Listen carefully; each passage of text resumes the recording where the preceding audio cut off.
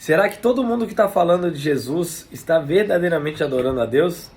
Nos últimos tempos eu tenho me preocupado um pouco com aquilo que eu tenho visto nesses tempos modernos.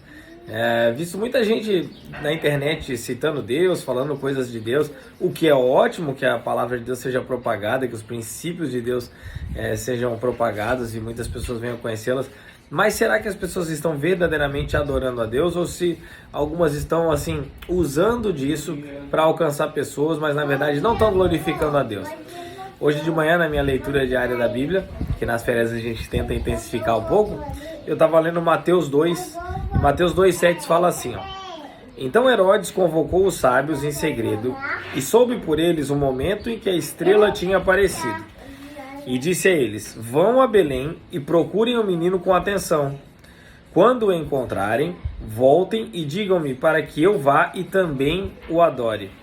Essa passagem é a passagem de quando os sábios do Oriente vieram até Belém, porque eles viram a estrela que indicava o nascimento do Messias, e eles quiseram adorar o Messias. Eles vieram de longe para adorar o Messias.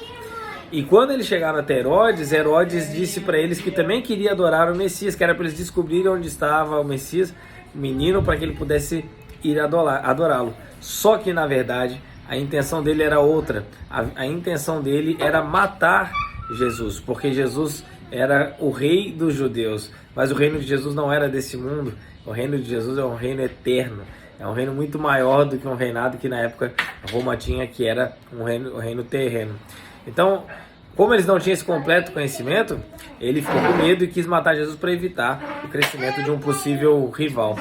E ele disse aos sábios que ele queria adorar Jesus, que ele queria saber onde estava Jesus para adorar Jesus. E a gente tem que estar atento, porque muitas pessoas podem dizer que estão adorando Jesus, que estão adorando Deus, mas na verdade elas estão com interesses próprios, interesses secundários, na verdade primários, né?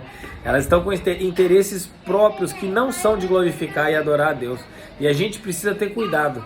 Então, o cuidado é com aquilo que se fala, com aquilo que a gente está recebendo, com aquilo que vem ou não de Deus, tá? A gente não está aqui para julgar pessoas, cada um vai responder diante de Deus. Eu vou responder diante de Deus pelos meus erros, pelos meus pecados, mas eu sou livre pela graça de Deus, mediante a fé, através da fé, a fé que me dá acesso à graça de Deus. Eu sou livre, mas a gente precisa estar atento, porque de tudo que a gente fizer, a gente vai dar resposta diante de Deus. Então não julgue as pessoas, mas tenha cuidado com aquilo que está sendo falado, com aquilo que você tem recebido.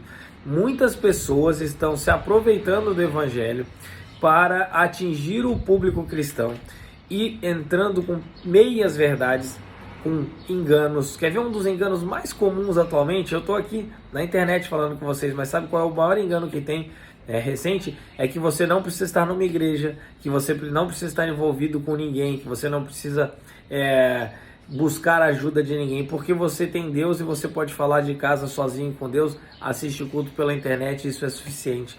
Não, isso não é suficiente. Isso não é ser igreja. Existem circunstâncias momentâneas que podem dificultar o seu acesso a uma comunhão presencial, e a gente entende. Neste momento, é até plausível que você possa ter esse tipo de acesso a Deus, né? Mas se você tem a oportunidade, você deve ser igreja, você deve ser um corpo. Então não se deixe enganar por muitas pessoas que estão se aproveitando do Evangelho para conquistar seguidores, para conquistar até clientes, certo? Agora, se você viu que é algo de Deus, incentive, propague. Se você tem sido abençoado por uma pessoa, fale bem dessa pessoa, mostre essa pessoa para outras pessoas, mostre o Evangelho, ajude a divulgar, né? A Bíblia diz assim: quão formosos são os pés daqueles que anunciam as boas novas. Ou seja, como são belas as pessoas que se esforçam para falar das coisas de Deus e anunciar as boas novas, as notícias boas de salvação, de vida, de alegria, de abundância. Então, que belas são essas pessoas, como são belos esses pés que as levam até outras pessoas para anunciar a palavra de Deus. Seja um incentivador dessas pessoas que verdadeiramente têm tido uma vida com Deus, que você vê frutos na vida dessas pessoas e que não simplesmente usam do Evangelho para conquistar mais pessoas. Tenha cuidado da sua vida, tenha cuidado da vida das pessoas que você ama e ajude a propagar as boas novas. Mas Não se deixe enganar pelas pessoas que dizem que querem adorar Jesus ou que estão adorando Deus, mas levam uma vida completamente desregrada, levam uma vida completamente fora daquilo que é o padrão de Deus, porque apesar de nós sermos livres e salvos pela graça, Deus tem princípios pelos quais a gente deve agir e a gente deve se guiar e a gente deve obedecer. Então, se a pessoa não tem uma vida com Deus, mas está usando o Evangelho, você deve sim prestar atenção no que ela está falando, julgar o que é bom, reter o que é bom, e aquilo que não for bom, você descarta. Não aquilo que não é do seu interesse, aquilo que não é de Deus. Certo? Seja a sua melhor versão. Quero te ajudar nesse 2022 que está chegando a ser a sua melhor versão. Vamos caminhar junto para a gente alcançar o nosso maior objetivo, a nossa melhor versão em Deus.